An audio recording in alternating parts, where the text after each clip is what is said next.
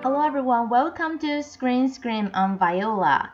In today's show, we're going to talk about 4 movies from 4 different countries. And I personally have seen half of them, so I'm really looking forward to this episode. Hope you also like it.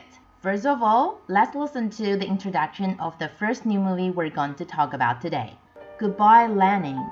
2 traumatic events affect the life of East Berliner Christiane Kerner.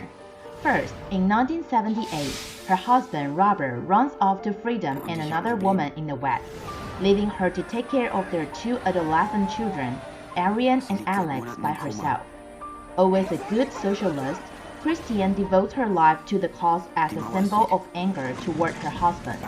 And second, in 1989, she sees a now-grown Alex marching in an anti-Berlin Wall demonstration and being hauled off by police. As a result, she suffers a heart attack and goes into a coma. While Christiane is in her coma, Germany drastically changes with the wall coming down and the imminent official reunification of East and West into one. The Kerner's personal life also changes with all aspects of the newfound capitalist world infiltrating their home. When Christiane emerges from her coma 8 months later, her health situation is still tenuous. Any shock she experiences could possibly lead to another heart attack and certain death. To protect his mother, Alex decides not to tell her of the new Germany in which they live. He feels he can better protect her at home, where he can control to what she is exposed. Although most around him don't support the idea, including Ariane and Lara, they go along with the extreme measures Alex goes to create East Germany in their home. How long can they keep up the roots?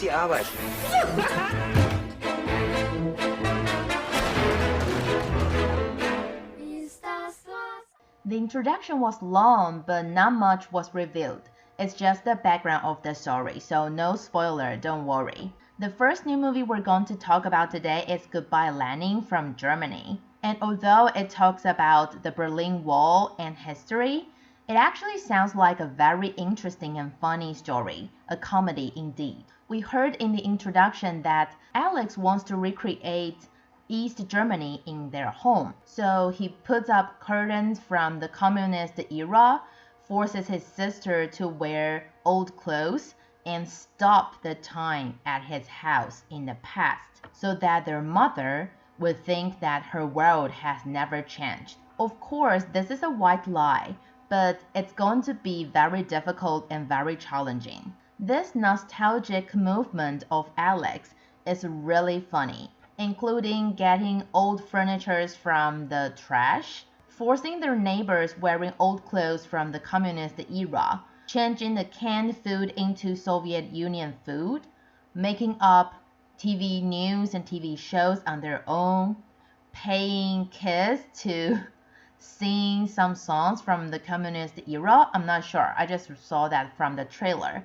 And the most important thing is that never mentioning Berlin Wall. So it's really funny, especially the fake news Alex and his friends make up. When Goodbye Lenin was released in Germany, the box office exceeded the first episode of Harry Potter. More than 4 million people saw it in Germany.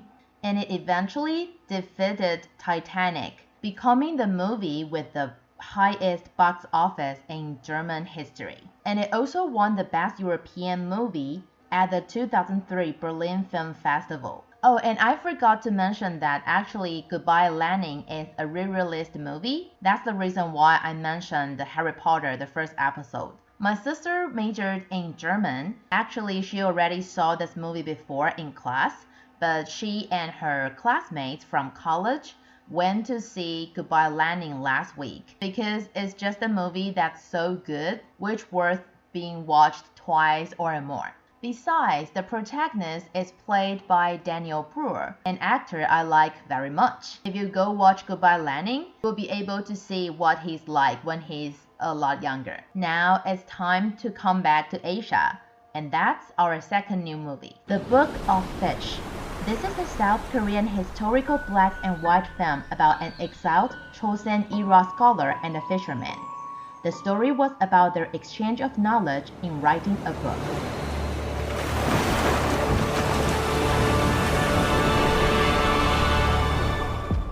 wow, our second new movie sounds very cool. It not only is a Korean movie, but also is a black and white historical film. But don't let that scare you away. It's actually pretty good. It won Best Screenplay, Best Leading Actor, Best Cinematography and Lighting, Best Editing, and Best Music at the 42nd Blue Dragon Film Awards, which is the Korean Oscar Awards. It's adapted from the true story of the author of The Book of Fish, Tasan Opal. The story is about how this scholar got exiled to Tasan, the Black Mountain, and he developed a teacher-student relationship with a fisherman there. I went to see the screening. At first, I also doubted whether it's going to be good because it's black and white and it's about history, but actually it really is good. It's very humorous and it tells you the true history about writing this book.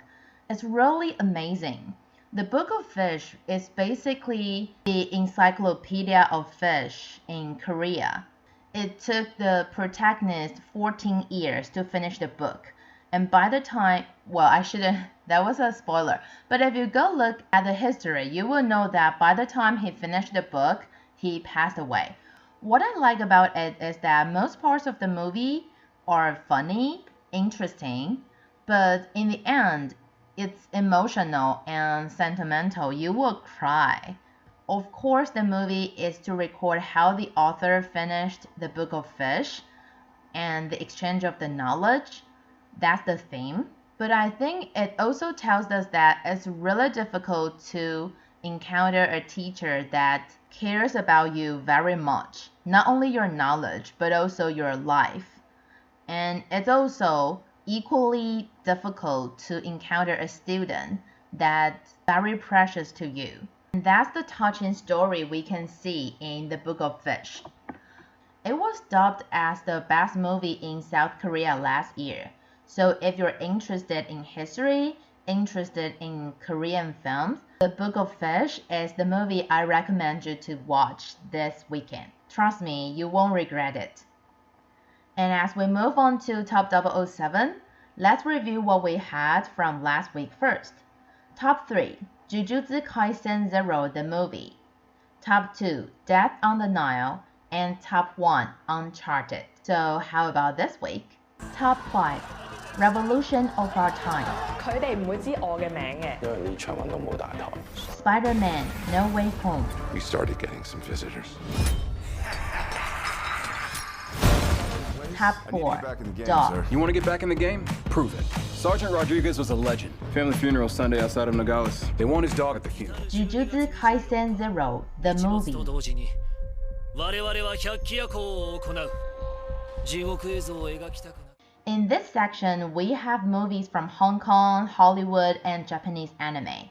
And I want to talk about Jujutsu Kaisen 0, the movie, once again. But I kind of regret that I talked about Jujutsu Kaisen 0, the movie, last week. I should talk about Uncharted, since Jujutsu Kaisen 0, the movie, dropped to top 7 to top 4 this week. Anyway, if you go watch this movie version of Jujutsu Kaisen, you will be satisfied with the action scenes. The action scenes in the animation is always fans' favorite, and the director promised that the movie version will definitely get you the biggest satisfaction. Maybe you even want more. And since everyone agrees that the director is good at directing action scenes with dynamic and speed, with the scores, the complete action scenes would be even more exciting. Besides the action scenes, let me share something that's worth watching for the movie version. First of all, since the movie version's background is set in the year before the TV series, the 3 leading characters won't show up. But it's also because of the background. The crew designed the young version of the characters that you can feel is a little bit different from the TV series. And the villains also have more space to do their deeds in the movie version. and the audience gets to understand why the villain has a history with the protagonist's teacher. So even though I personally don't dare to watch Jujutsu Kaisen 0 the movie, I recommend you to watch it if you're interested in Japanese anime or you've seen the TV series, or you just like all these heroes fighting monster stuff. You probably will love this movie version of the anime. And now we're ready to move on to the last section of this episode. Top 3. The Batman. Fear is a tool. But when that light hits the sky, Top 2. Death on the Nile. When you have money, no one is ever really your friend. It's too late to change events. Top 1. Uncharted. They're not gone. They're just lost. This is exactly why I said I should have talked about Uncharted last week.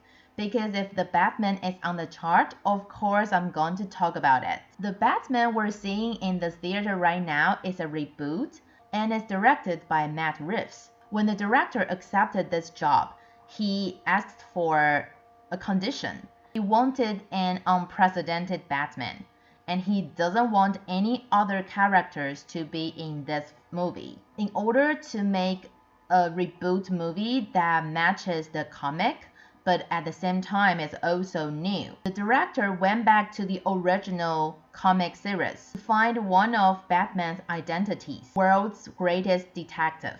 Well, I shouldn't say find because Batman is the world's greatest detective. If you don't know, let me tell you what DC Comics means. It means detective comics. So originally, it's going to be stories about detective. So this reboot is related to riddle-solving black detective. Everyone that's excited about the reboot Batman is also interested in the new Batman, that is Robert Pattinson. The director said actually when he was writing the script, it was the time when Robert Pattinson played in Good Time. It really is a good movie. I went to see it for Robert Pattinson and I liked it. And the director thought that, oh, this is really good. And he felt that Robert Pattinson has this depression feeling to social humanity and he has an anger inside. At the same time, he expresses a hazardous feeling to others. The funny thing is that Robert Pattinson doesn't like Twilight, the movie that makes him famous. But from the description of the director, don't you think he sounds like a vampire itself? So maybe that's the reason why Robert Pattinson is able to portray Edward Cullen so well. So basically, Robert Pattinson is a weirdo himself, and that's the reason why he's super suitable to play a character like Batman, who has an unstable and dark mentality. If you know me, you will know that I'm a Marvel person. I have no interest in DC, but I wanted to watch the Batman for Robert Pattinson. And I have to say I'm right. I went to see the screening and everyone says this movie is so good. Of course the director is awesome, but also because it's played by Robert Pattinson. And even though he didn't have many chances to perform his acting skill in this reboot, maybe in the next one, now that we've seen this one succeeded, I'm pretty sure there are more to come. So maybe we can see more Robert Pattinson in the theater from now on. And that's all the time we have for today. We talked about a movie from Germany, a movie from Korea, a Japanese anime, and a Hollywood blockbuster. Hope you liked the show today, and if you do like it, please share it for us. And remember to tune in same time next week at Screen Scream. I'm Viola. See you next week.